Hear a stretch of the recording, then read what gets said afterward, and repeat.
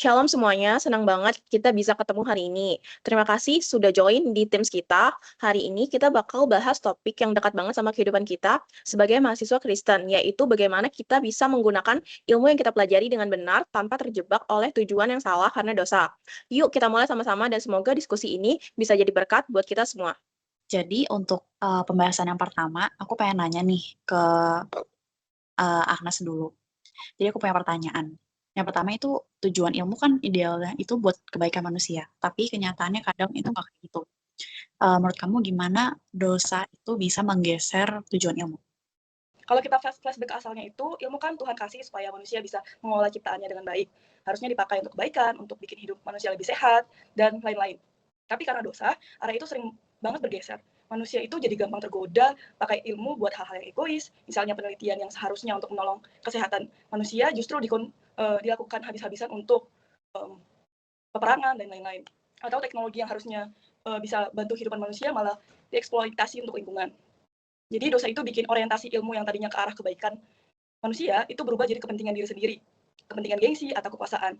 Jadi kalau dibilang dosa itu bukan cuma bikin orang salah pakai ilmu, tapi juga bisa menggeser tujuan ilmunya sejak awal.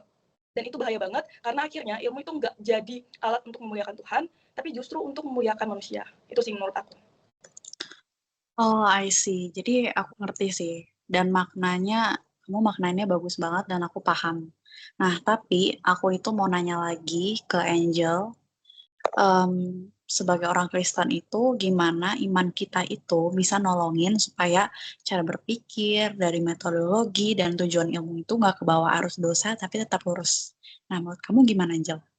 Nah, menurut aku, sebagai orang Kristen, iman kita itu bisa menjadi panduan agar kita selalu mengecek niat dan tindakan kita. Iman membantu kita mempertahankan integritas dalam cara berpikir, memilih metode, dan juga menetapkan tujuan ilmu. Sehingga kita bisa menggunakan ilmu untuk hal yang benar. Misalnya nih, bermanfaat bagi orang lain dan memuliakan Tuhan. Bukan sekedar kepentingan diri sendiri, atau hal yang menurut aku salah sih. Oke, oke, aku paham, aku paham. Sekarang giliran giliran kalian dong nanya, siapa yang mau mulai duluan? Jadi aku mau nanya nih ke Jenny, menurut kamu, dosa itu bisa bikin cara berpikir orang jadi lebih baik, atau malah susah berpikir jernih sih? Nah, oke, kalau menurut aku pribadi ini, itu tuh ibaratnya kayak kita ngeliat kaca kotor.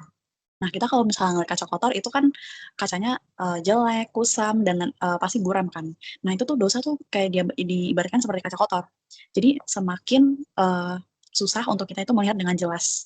Karena dosa itu, pasti ketika kita melakukan dosa ada rasa bersalah, ada rasa ego yang tinggi, dan pasti kita tuh ada muncul keinginan untuk melakukan dosa lebih dalam lagi gitu. Tapi ada juga orang yang udah melakukan dosa dan dia sadar dan dia ingin, berusaha untuk hidup yang lebih baik ke depannya. Itu sih menurut aku. Wah, menurut aku menarik banget sih perspektif kamu.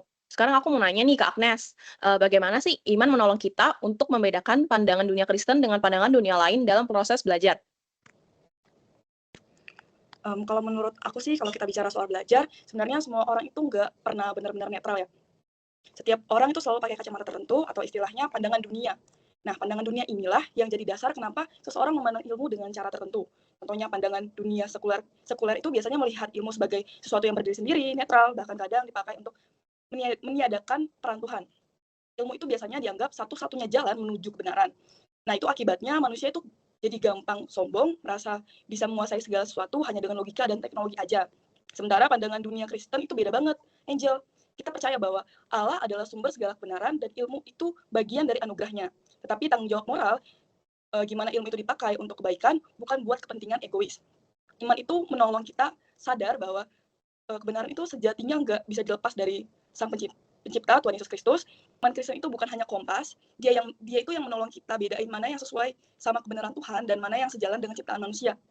Tanpa iman itu kita gampang hanyut dalam arus pemikiran manusia, tapi dengan iman kita itu bisa belajar dengan hati yang benar, bukan cuma cerdas secara akademis, tapi juga bijaksana memaknai ilmu itu sendiri.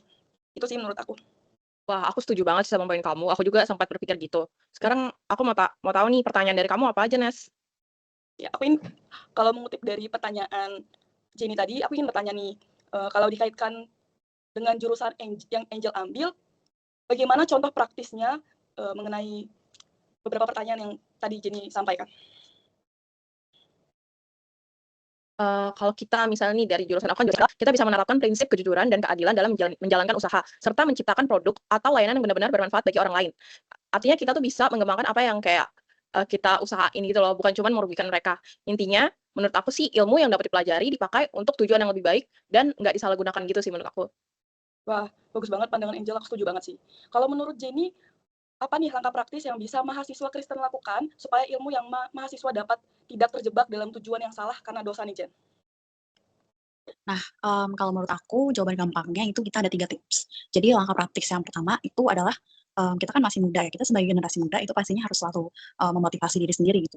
Apakah, apa yang kita pelajari, apa yang kita lakukan itu tuh untuk diri kita doang atau, hal itu tuh bisa berguna untuk orang lain gitu. Apakah hal itu juga untuk Tuhan. Nah, terus yang kedua, itu selalu rajin, selalu berhubungan dengan Tuhan. Dalam artian kayak, kita rajin renungan, kita ke gereja segala macam. Itu bisa nambah perspektif kita dengan lebih lagi gitu. Dan yang terakhir, yang ketiga itu adalah pastinya kalau misalnya kita ke gereja kan kita punya teman. Nah, itu kan bisa kita jadiin komunitas atau kita masuk ke suatu komunitas, itu kan penting untuk membangun iman kita dengan lebih lagi. Nah, dari situ kita tuh nggak gampang untuk terbawa arus dan pastinya, kita punya komunitas yang sehat dan positif dan itu bagus juga untuk diri kita. Wow, jawabanmu sangat menarik dan aku setuju banget sih. Oke. Nah, intinya dari semua pembahasan kita ini menurut kalian seru gak sih guys kita ngobrolin soal dosa, iman, dan belajar? Seru banget dong pastinya. Aku sama sih. Nah, semoga dengan adanya podcast kita dan adanya pembahasan kita kali ini, kita itu bisa lebih menambah wawasan kita tentang soal ini ya. Ya, tentu saja. Ya, betul. Sampai jumpa di podcast selanjutnya. Terima kasih yang telah menonton. Semoga podcast ini bisa memberi wawasan dan wawasan yang lebih baik. Terima kasih. Tuhan Yesus memberkati. Thank you. Thank you.